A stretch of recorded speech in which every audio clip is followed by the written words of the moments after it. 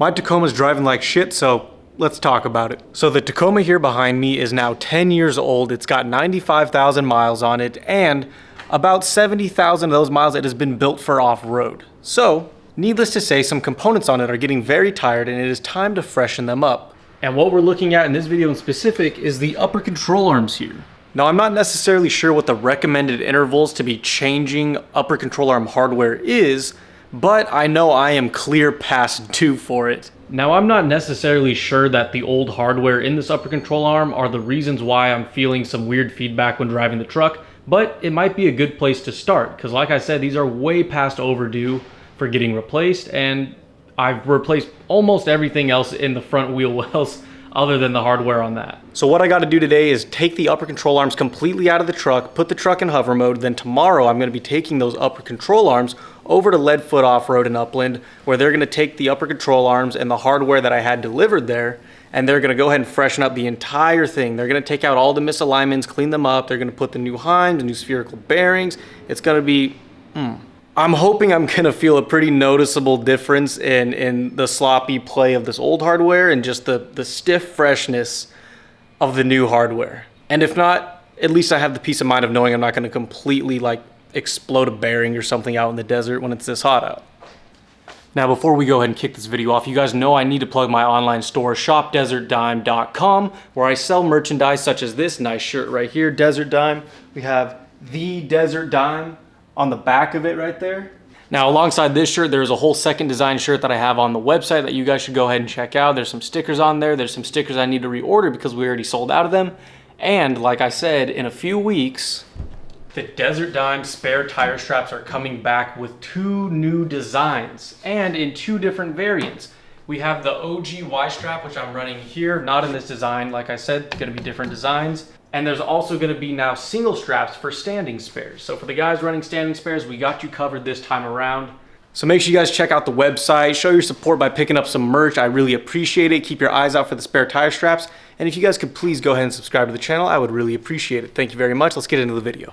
Now, I don't really want this to be like an uninstall and reinstall focused video. Sure, I'm going to show parts of it, but what I really do want to focus on is a few different things when we're at the shop. One, I really want to talk to you guys about an amazing bearing brand called Probearings, who sent out a set of spherical bearings that we're going to be putting into these upper control arms tomorrow. 2, I want to show you guys what the old hardware looks after 7 years of use and abuse, and compare it side by side with the new hardware. And I even want to talk to the guys at the shop after they take the old stuff out, just to kind of get a feel for how bad it truly was. And then you guys know that at the end of any video, if I'm doing anything different to the truck, I really like to drive around on it and give you guys like a first impression. So I want to see if we could feel like a really noticeable difference in like a new fresh set of hardware after 7 years. What I'm curious to find out is when I was ordering these Probearings for this video, the owner had said like I would also recommend changing the bolt in the upper control arm. And my initial thought when on the phone with him is he meant this bolt going through the spherical bearing down into the spindle, which is an aftermarket bolt that came with the whole upper control arm setup. But then a few days later, after we had that talk, I was sitting there thinking maybe he meant the through bolt that goes through the backside of the upper, like through the Heims. And that makes a lot more sense because that is the stock Toyota one. And I've seen those bend or even snap or warp with a lot of excessive off-road use. So I didn't buy a new one of either. So we're gonna have to see when we pull this through bolt out today, is it like really bad? Is it warped? So for the teardown today, that is the thing I'm gonna be looking for the most, is when we pull that bolt out, is it completely smoked? Am I screwed or are we good? So let's find out. 1, 2, 3. It's moving. Oh, it's moving. 1, 2, 3. Okay. Yeah.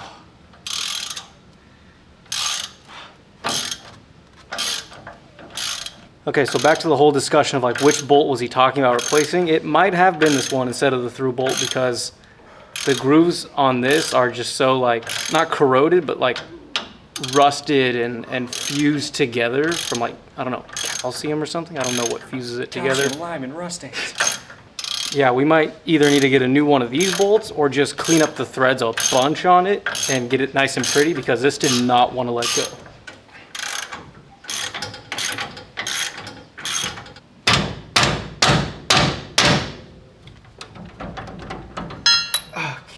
All right, so we got the misalignments, bolt, nut, washer assembly out of the spherical bearing. I just need to push this through bolt out and we can get the whole entire upper control arm out.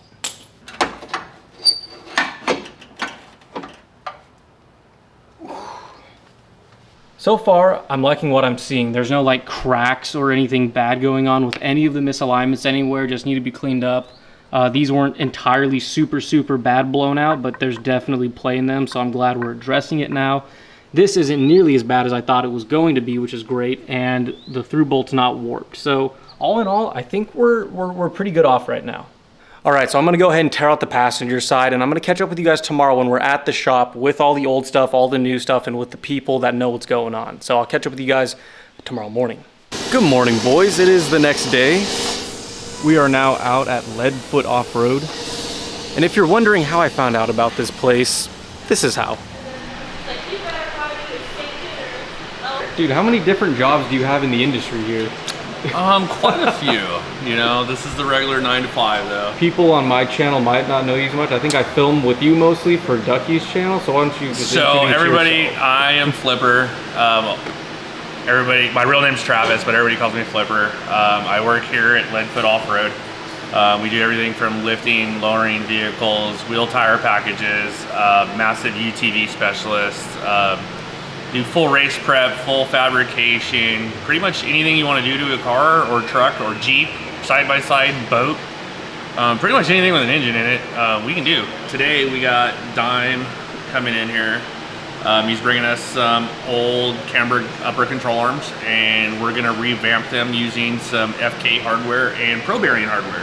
Let's go grab the upper control arms. We'll take a look at them. I don't know how you want to position them, but you show off. However you can, we already looked at them. These are some Camburg Kinetic arms for a Tacoma. The guys over at Camburg are great people. Trusted their products in the industry for a long time. I'm actually in a Camburg race truck with our good friend Ducky. And so I stand behind their products 110%. We go out there and we physically beat it to death.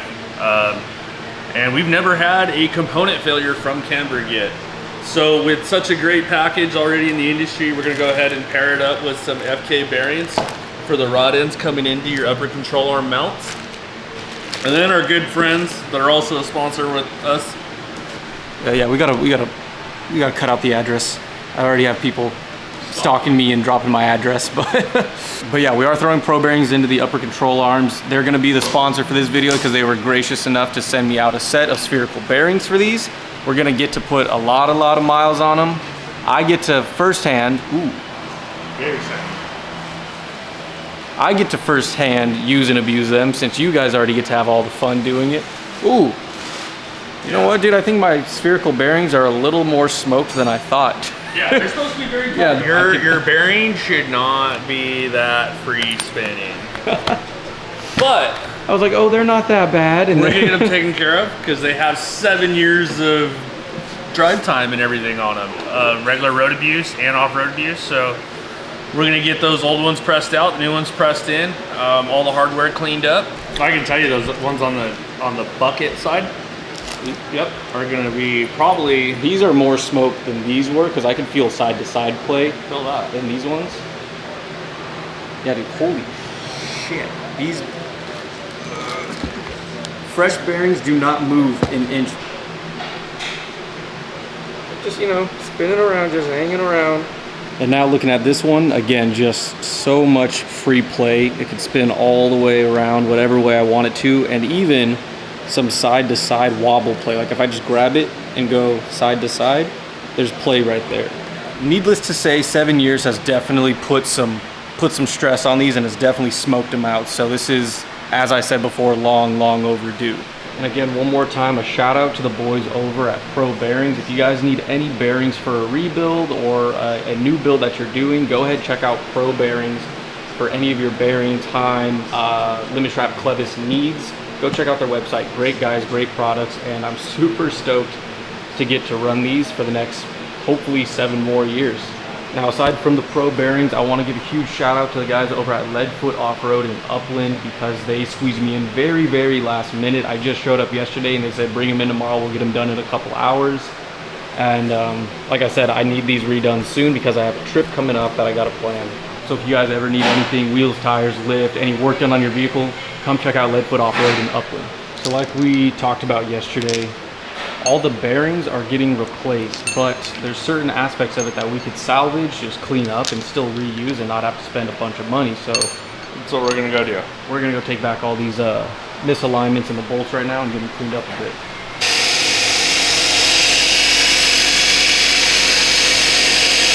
Alrighty, so you can see here we have the little surface rusted, corroded, dirty ones, and this is the one he just cleaned up. So yeah, there's definitely some components that aren't needed to be replaced unless they're like fractured or cracked, or I don't know what else could happen. What else could happen to these? They can fracture and they'll crack. get wallowed out. They'll start to lose their overall their diameter, and they'll get loose with inside the bearing. Yeah. They'll get, you know, you can crack them from the bolt going through. I mean, it's just another part you need to check, you know, just simply looking at all your equipment. There we go, dude. Fresh and clean. And there you can see the threads, fresh and clean, dude. Super stoked on all of this. They don't look bad. They're still in pretty decent shape. Maybe the next time we do them, we'll probably put new sets in. Because I mean, after all, these are 7 years old, at least. Hopefully there's not a next time though. Well, hopefully these arms are gone by next time, and next time's full long travel. More fun. Yeah. Double bypass, or yeah, bypass and coil over up front. What I really want to do. All right, so this is the driver's side one. I was giving us problems taking it off. Gross. We're gonna try to get it to look like that.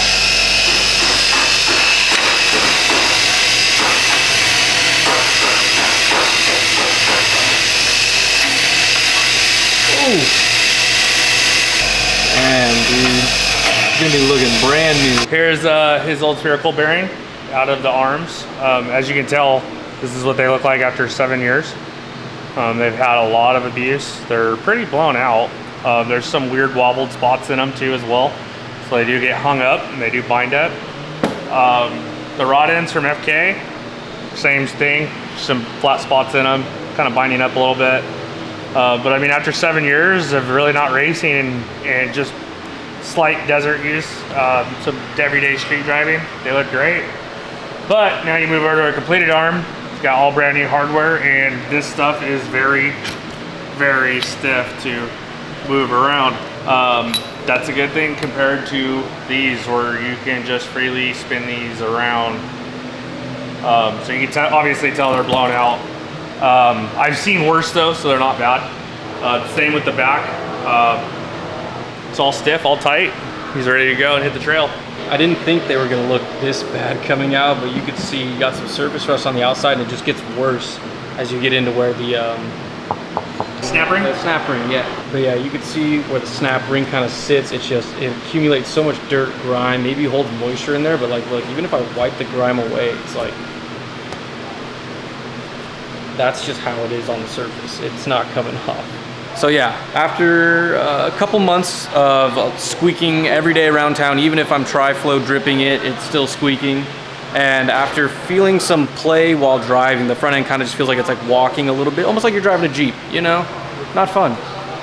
I think we found the culprit. I think we found why. So we're gonna head back home, throw these in, and we'll get a test drive in, and I'll let you guys know if this solved the problem. Alrighty, we're back home now. Gonna go ahead and throw them in, but I stopped by a specialty fastener store on the way home and just picked up some new nuts and new washers because for some reason, one of the nuts was not nylock, like it wasn't matching the rest of the set. So I don't know if it was just packaged incorrectly or if the person that installed it had lost the original nut that it came with and just threw their own on. So we just went and picked up like a whole new set of washers and nuts. It was only like $4.50.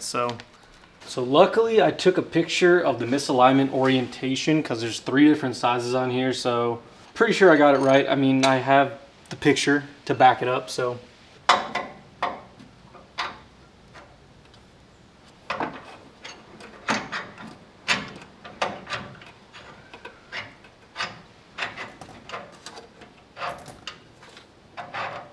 Now, something I am noticing, and it could just be that I'm a very paranoid person, which I am, especially when it comes to my truck, but there's like side to side play, almost like one of these misalignments isn't big enough, which doesn't really make sense to me because it's the same hardware, you know?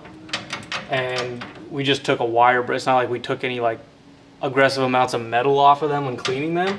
So I'm wondering if it just is simply tightening this bolt and then it kind of pulls the whole thing together. I don't know what else could be off, so we'll talk about it at the end. I'm getting ahead of myself. Maybe just tightening it will stop it from that side to side play, but a little freaked out right now.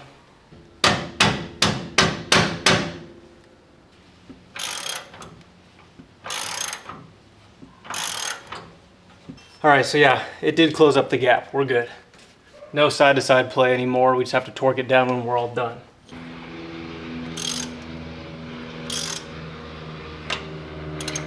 I think I'm gonna have to get janky with the torque setup because I don't think the torque wrench is gonna fit back here. And I think you're supposed to torque from the nut, so.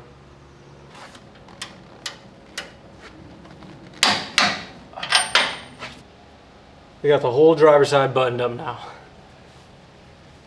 It is so hot out here. I'm like, my shirt is drenched. It's like sauna weather. So I'm gonna go ahead and button up the passenger side off camera, get the whole truck put together, back down on its own weight, then we're going for a drive, boys.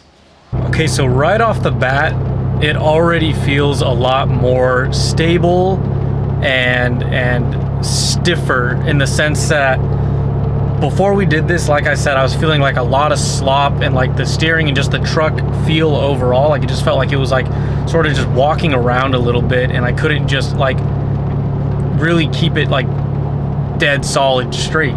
So yeah, it's definitely feeling a lot tighter, a lot less sloppy. Not that there's anything wrong with sloppy, but yeah, it just overall feels a lot better, a lot more stable. But like I also said at the beginning of the video, there is still one more thing I need to change, and that is the wheel bearings. I'm actually getting a whole new assembly with new bearings in it. So once that's changed, then I think we're gonna be super solid up front, super solid. That mixed with a new alignment, ooh, truck's gonna be feeling amazing. But for now, this hardware refresh was a huge upgrade, huge. The truck overall just feels so much more sturdy, and I feel a lot more confident in its abilities now. Like I don't feel like I'm gonna be pushing it in the desert, you know, like pushing my luck or risking breaking something out there, at least in the upper control arms. But I'm happy with this overall. So again, huge shout out to Probearings for sending out those spherical bearings. Huge shout out to Leadfoot Off-Road for squeezing me in last minute and getting me dialed in.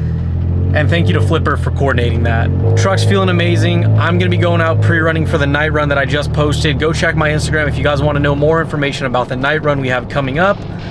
Thank you so much for watching, and I'll catch you in the next video. Welcome to my party, we're just getting started. A life is a dream or a nightmare scarring. Hand me a drink, cause I think I'm going all in. Get me a shrink who can